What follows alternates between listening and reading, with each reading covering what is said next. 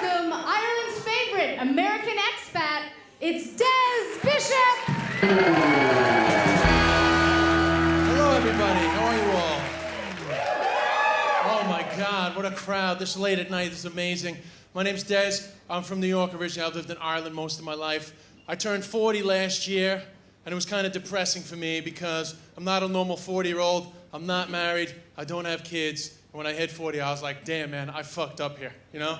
I really fucked up. So I said it to my married friends with kids. I was like, yo, guys, I think I fucked up. And they were like, no. We fucked up, okay?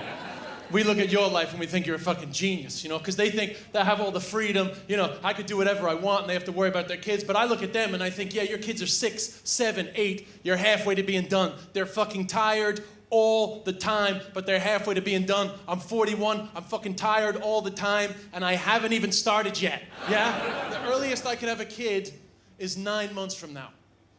And that would require like a survey of who's day 14 in the crowd. You know, for that to happen, like you realize for that to happen, it has to happen tonight.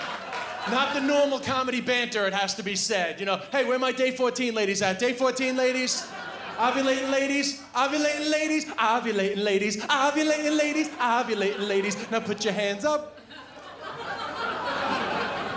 Yeah, I left it too late, man. It's a fuck up, you know? Like, I'm gonna be one of those 70-year-old dads. Like, 70 years old, I'm gonna have a 16-year-old daughter, still needs my money and my attention. Poor girl's gonna come home. Her friends are gonna be like, oh my God, is that your grandfather? It's like, no, it's my fucking dad. Oh my God. Here's the serious point, okay? I'm never gonna have grandkids. That's what I realized recently. I'm never gonna have grandkids, yeah? If I wanna have grandkids now, I'm gonna have to raise my daughter in Frankston. Oh!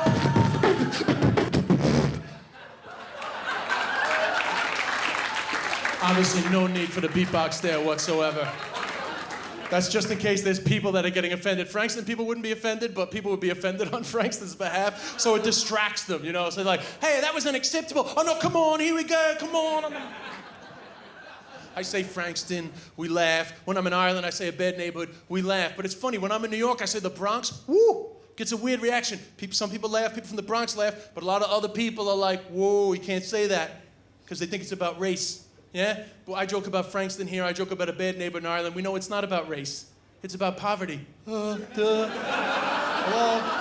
a poverty joke, hello? And that makes it okay somehow. So I know, I've already given you like an odd identity. I'm from New York, I grew up in Ireland, but I actually spent 2 years living in China. I'm only back a year, you know? I moved to China to learn enough Chinese to do stand-up comedy in Chinese for a Chinese audience in China, right? So people thought I was crazy. They were like, why would you try to do stand-up comedy in China? You can't say anything there with the censorship. But actually, it's not as different as you think, you know? Comedy in China, say comedy in America, it's very similar. You know, like in America, you can make fun of the American government. In China, you can make fun of the American government. It's the same. It's very similar. You know? I'll tell you, man, I am glad I am not there now.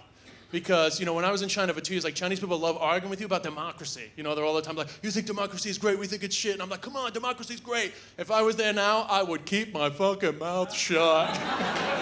They'd be like, oh, your democracy is not so good now. Yeah, man. So I did a lot of stuff, you know. I did a lot of stuff to try to learn Chinese. And one of the things I did was I got a job for a month, like for real. I made a TV show about it, by the way, just in case you think I'm lying, you can Google that. I got a job for a month working in a Chinese restaurant. Now, you don't have to call it a Chinese restaurant there, it's just a restaurant. But I was a greeter, right? Like a welcomer, right? So every day customers would arrive and I would say, 欢迎光临, which means you're very welcome, right? And then customers would leave and I would say, 欢迎下次光临, 满座再见, which means thanks very much for coming, we'll see you later, bye, okay? Didn't have to seat people literally, just 欢迎光临, that was my job. Every day, it was amazing. I'd say, 欢迎光临, and then customers would be like, oh, you know, there's never been a white guy in the history of China to do the job. So every day I'd be like, 欢迎光临, and they'd be like, oh, your Chinese is so good. And I'd be like, the motherfucker, you speaking English to me. But anyway, not good enough for you to respond in fucking Chinese. But... Anyway, 3 weeks into it, I had an amazing cultural experience, right? Every day my Chinese was getting better. I do my 欢迎光临, and then one day these 2 drunken guys arrived, right? I said, 欢迎光临, and then one of them really loudly in front of the whole restaurant goes, 欢迎光临, and does a shit version of my shit Chinese. And I was like, hold on a minute, buddy, you cannot 欢迎光临me. I am the only white guy in the village. I am the only white guy in this tiny Chinese city of 965,000 people. You cannot huan yin guan ling me. That's racist, yeah?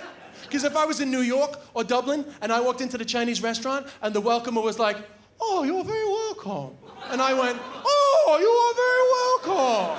Welcome to our restaurant. You want a fried rice?